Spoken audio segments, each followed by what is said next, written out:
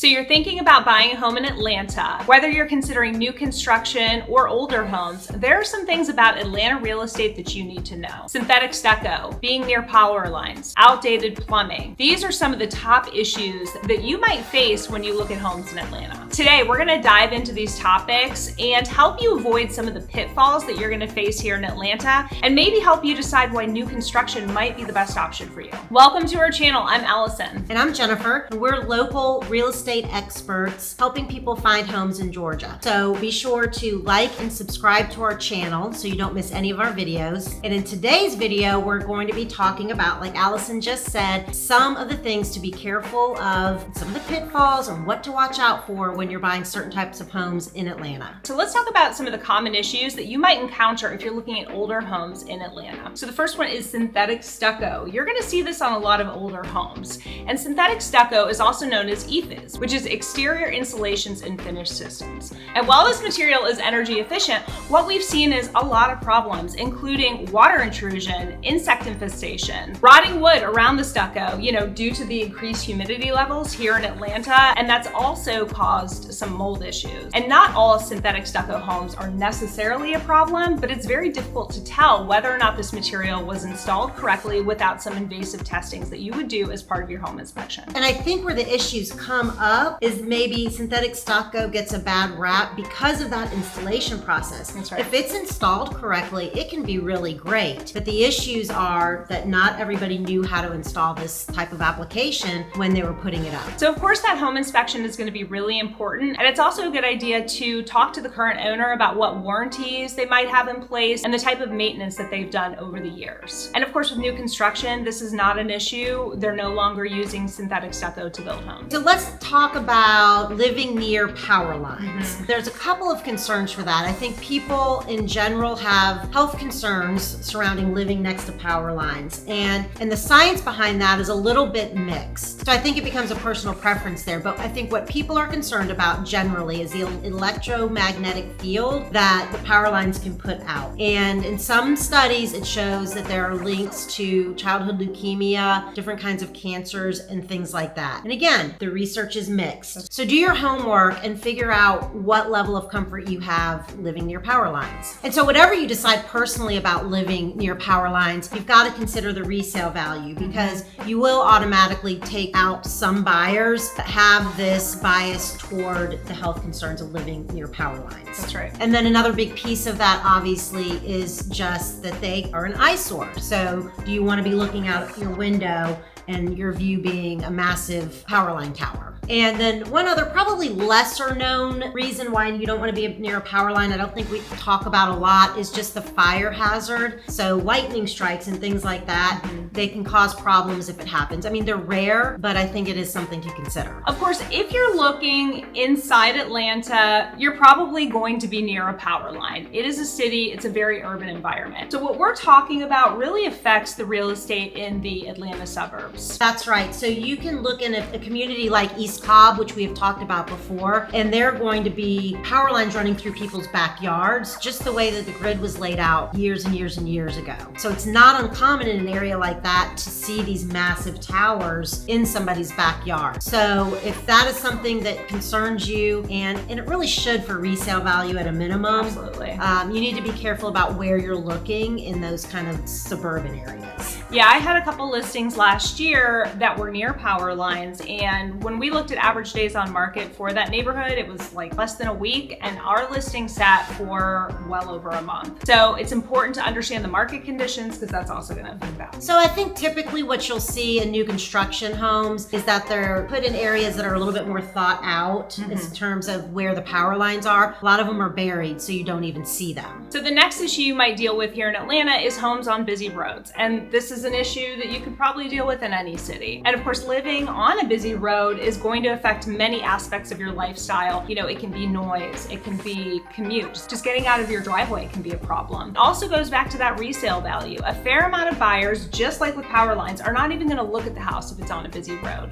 So it may not be something that bothers you. And if you're fine with that, then just take into account that when you put it on the market, you're probably going to get less compared to some of your neighbors, and it's probably going to take a little bit longer. And part of the reason for that is safety. When we're talking about children or pets, pets. That can be a concern for a lot of home buyers. And also something you might not think about is the pollution. So you're getting the exhaust, you're getting some of that automobile dust, and it can really just affect the smell and the elements that come into your home. And of course, the lack of privacy. You're having cars drive by your house, especially during rush hour. Just have that general sense of feeling like you're being watched. So those are the biggest disadvantages of owning a home on a busy street. And you know what? I think one other thing to point out is even if you are on a street and it's just a 2-lane and you're like, oh, this isn't too bad, and it really may not be, but you really need to consider what may happen to that road in the future. Yeah, and it goes back to just working with a realtor who understands, what the traffic patterns in the neighborhood looks like and can also talk to you about potential growth in that area and how it might affect that. However, on the positive side of things, if you are okay with living on a busy road, then you can sometimes find a bargain compared to some of the other homes within that area. And there are some things you can do to mitigate the noise. We are seeing some homes built off of main roads just because there's a lack of land here. And typically what you're gonna find is trees and shrubbery on the outside of the home. And then they're building the home with some great insulation, soundproof windows. So, pros and cons. So next, let's talk about homes built on crawl spaces. And that happened a lot in Atlanta in the older homes, especially like the older ranch homes. Very common. They were much cheaper to build that way. So if you're not careful though, there are a multitude of things that can happen to homes that are on crawl space. The biggest one is moisture. So you're basically have this open space on dirt and then wood and then your house where you live. So if you're not taking care of putting in a moisture barrier or some kind of insulation, moisture just comes up through the earth. And with that moisture, you can create mold. You can create a safe haven for all sorts of critters. Some of that moisture that's under your house with the mold and things can create respiratory problems in the house actually because it comes up through the floorboards. And then, it creates wood rot. It can cause softening and moisture in your framing underneath the crawl space. Yeah, and it can also affect your insulation, the wiring, and the ductwork. And because of the crawl space under there, you can have poor insulation. You do not often find insulation in crawl spaces, and that's not very common, honestly. So that insulation is going to create problems up into the house too, and give you higher energy bills and things like that, and more probability to lead to the problems that we just discussed. Another big problem, and this again goes back to the moisture, is that there can be flooding in crawl spaces. So it's so easy for water intrusion to happen in a crawl space. And again, that leads to bowing of floors, foundational issues, and things like that. It's a really big concern. So if you're looking at a house in a crawl space and everything looks beautiful, where you're probably going to find the issue is in the crawl space, and it just really needs to be addressed. And so if you're concerned about that, then looking at new construction could be an option. They really don't build new construction homes in Atlanta anyway on crawl spaces. Most part, you're going to see them on basements or on slabs. And those types of building construction are going to eliminate some of these issues that come along with being built on a crawl space. So another common issue that we see with our buyers here in Atlanta is flipped homes. So if you're not familiar with what a flipped home is, an investor comes and purchases an older property, puts a little bit of money into it, does some minor cosmetic renovations, and can often leave the underlying issues there for the next owner. If you've ever heard of lipstick on a pig, we use that phrase to refer to flipped properties often here. Some of these hidden issues can be major deals like electrical issues, plumbing. They're often trying to flip these homes quickly to make a profit and not carry them too long. And so they'll leave some of these potentially dangerous items unattended and can cause major problems. A couple of years ago, I sold a home where the electrical panel caught on fire, and it wasn't lack of due diligence. We had a home inspection.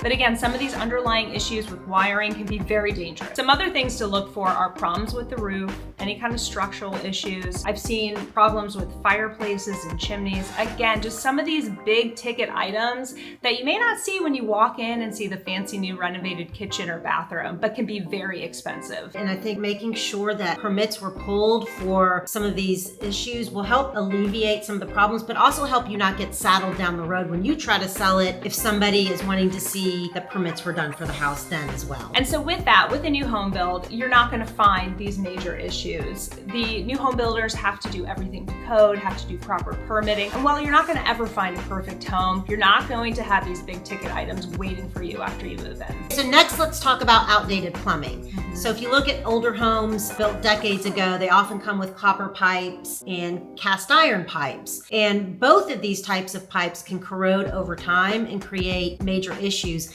And for cast iron, just for an example, it decays on the inside out. So oftentimes you don't know that you have a problem until you really have a problem. So some of the things you might find with these outdated pipes and have to deal with are things like leaks. And like what I just talked about, you could have cast iron pipe erode and water just start gushing out. Copper pipes sometimes have issues with these pinhole leaks.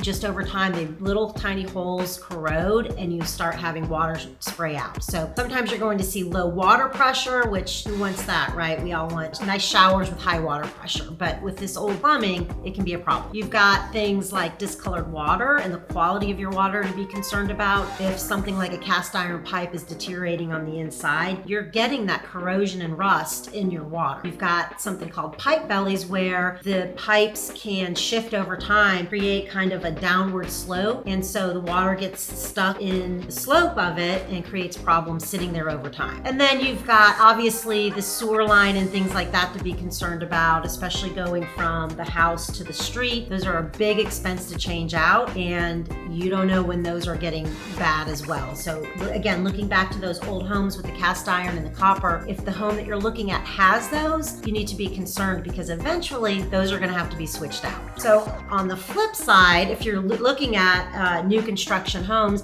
they're obviously using plumbing now that is going to hold up. It's not going to have these rusting issues. It's normally called PEX material and it stands up great. Now, whether or not 50 years from now we determine that that's also a bad material, who knows? But right now, that's the best that we have, and that's what you're going to find with new construction to take away the risks of having these old pipes. So another thing that might surprise you when you start looking at homes in the Atlanta market is homes built on uneven terrain. And you can see this with homes built on cliffs, homes with steep driveways, sometimes even homes that were built sloping down. So depending on how the house sits on the terrain is going to determine some of the issues that might come up. So if you're buying a home that's been built in a downward slope, you're going to potentially have some issues with drainage, water coming into the home, and really you're not going to find builders doing this type of construction anymore. So with this uneven terrain, you are going to have some benefits. You know, we have gorgeous daylight basements here in Georgia. It was one of the big draws for our family when we moved here. And in order to get that, there is going to be some necessary uneven terrain. So you're going to find homes built on cliffs. You're going to find steep driveways, you know, and with that, you know, some people, depending on how big that cliff is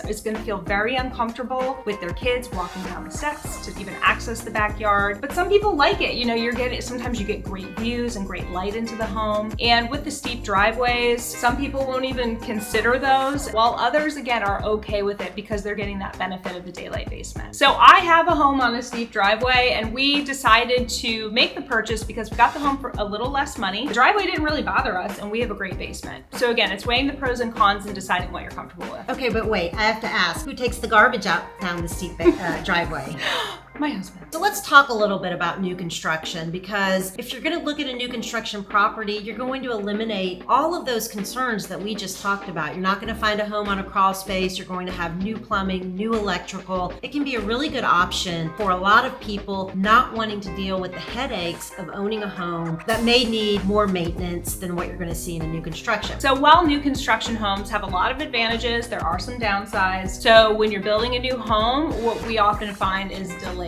And not always the case, but when it does happen, it can be extensive, it can be a surprise, and it can cost a home buyer money because sometimes you have to extend your lease or find a place to live temporarily. Another thing to think about when you're moving into a new construction community is the landscaping and the noise. You have to be willing to live in a neighborhood that's not fully built, so you're not going to have the mature trees and some of the charm that you're going to find in other neighborhoods. And I think the other piece, and it's a huge benefit too, if you're okay with living through the construction and, you know, there's no landscaping and there's people in and out of the neighborhood all the time, you have a huge opportunity if you're one of the first people in there, because the builders want to start selling. So you've got this discount just to get into the neighborhood and live through that. But the second piece of it in my mind is that at the end of the day, that builder is going to take price increases every like 3 to 5 homes that they sell. And that's going to depend on how the market's going. Those increases could be big big, those increases could be small, but at the end of the day, when that construction is done in that neighborhood, you are going to be in an advantage because number one, you got that discount when you first moved in to live through the pain of it. And number two, you've got the market increasing and that builder taking price increases, and now the value of your home just went up because of that as well. So there are a lot of opportunities getting into new construction early. So another potential con is that with what we're seeing in new construction, they're a little bit further out from the city. There's just not a lot of land, you know, the closer you get to Atlanta, so you have to be willing to potentially deal with a commute. And finally, when you're purchasing a new construction home, it's important to know that the contract associated with a new build is always going to be in the builder's favor. So if you're purchasing a new construction home and you pick out these beautiful maple floors and they run out of that material, they will reserve the right to replace it with something else. They're going to be able to extend the build time if they need to. There's a lot of things that can come up with building a home, and that contract where you usually generally have an idea of what you're getting and when things are going to be finished can sometimes change. So if you're thinking about buying a home in the Atlanta area and you're not sure if an older home is right for you or you're considering new construction, please reach out to us and we'll guide you through that process and what that looks like and what is going to be the right fit for you. And don't forget to like and subscribe to our channel to keep up with our weekly tips and insight. And let us know if we missed anything with what to look out for in the Atlanta market. We're always curious to hear other insights and perspectives. That's right, and we'll see you next week.